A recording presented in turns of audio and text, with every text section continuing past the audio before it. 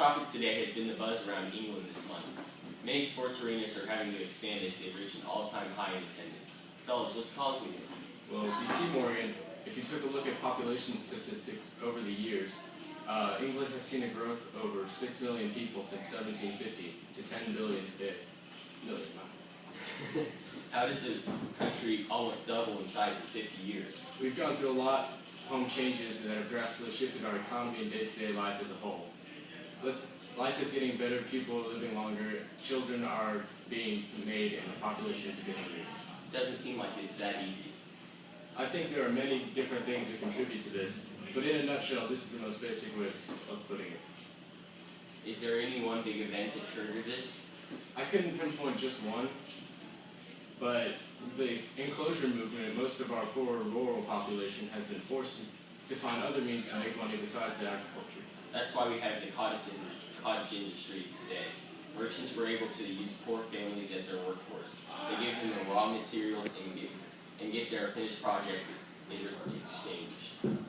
Yes, but not only did it change the work, it also changed the food. It endorsed experimentation with food.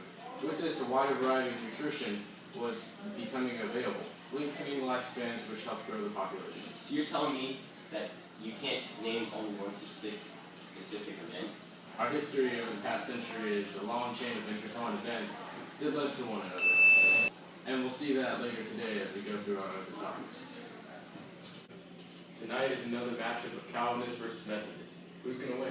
I'm going to pick the Methodists for this matchup. I mean, we just keep seeing them dominating again and again. Looks like the Methodist lineup here. They have John Wesley as their coach, but not only is as their coach, he's also one of their starters. That may be one of the keys to their success, because their leader is not holding standards to the people that he wouldn't hold to himself. He's more popular with the people. That doesn't seem to be the only reason why he's popular with the people. Not by any stretch. Wesley is preaching about a new salvation. Unlike the Calvinists, he leaves the Methodists with the belief that salvation is free to absolutely no one who is willing to ask for it, and that good works aren't required into heaven, only the grace of salvation. Since the beginning of this century, we've seen the Methodists take on quite a bit. Their success is a testament to this. It really is, and on the next subject. I'm here with Chloe Spencer, star baseball player. What is it like to be a female athlete? Well, you see, being a female athlete is really nice nowadays. It used to be more important in the household. See, I would like to do all the cooking and the cleaning and working on the farm, but with this new Enclosure Act, now I'm out of it. So, a lot of women have been in the city working, some of them doing whatever they decide to do. But I've decided to take up a better sport, so baseball is my new thing. What's the sudden rise of female athletes now? Well, it's just because of that. With that Enclosure Act, we don't have anything to do. So, we turn to sports. Thank you for your interview.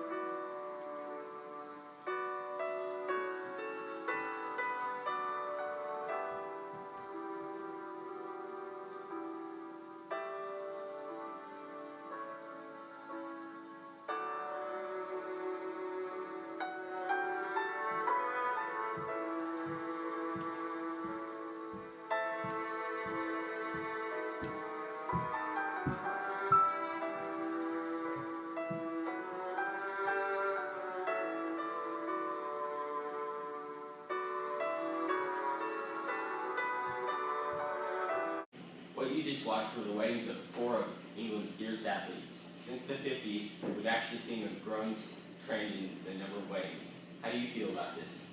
Like I said earlier, thanks to these new economic and therefore home life situations, families are starting to look different. Because of the new work, adults can become financially stable earlier, leading to earlier marriages and children. Love is in the air. As sorry as I am to burst your little bubble, we're also seeing a little rise in illegitimacy of children. Because of the new cottage industry, only immediate family is living in the household. This gives less pressure from family elders, and nearly 33% of children are illegitimate. In fact, another part of the rise in marriage is due to children being conceived. That explains the saying, don't get caught, just tie the knot. Exactly. A lot of the things done outside of marriage ended up leading to those marriages. So you were saying that you don't think it's a bad thing we're having all these cute, happy weddings? I'm just saying that we should probably work on our morals and reasons for wedding. When did morals ever have anything to do with it? We should just be looking at the political and social structure of our country. Are you accusing me of not doing that? Yeah, I am. You are so wrong this time. I was right. No, I take this from you.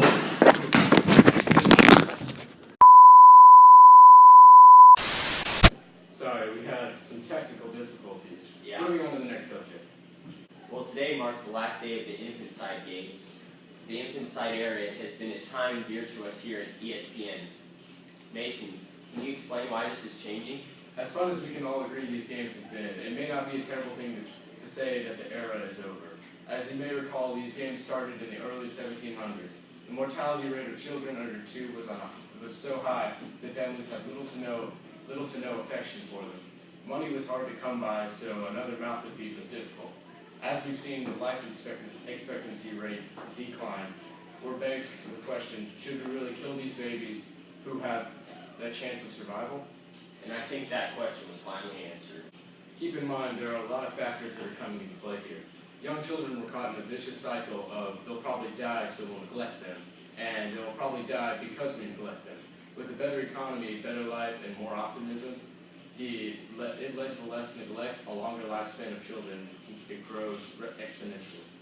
Are you saying that because we got some positive vibes, we found a way for kids to live longer, and now we have to stop killing the ones we think are burdens to society?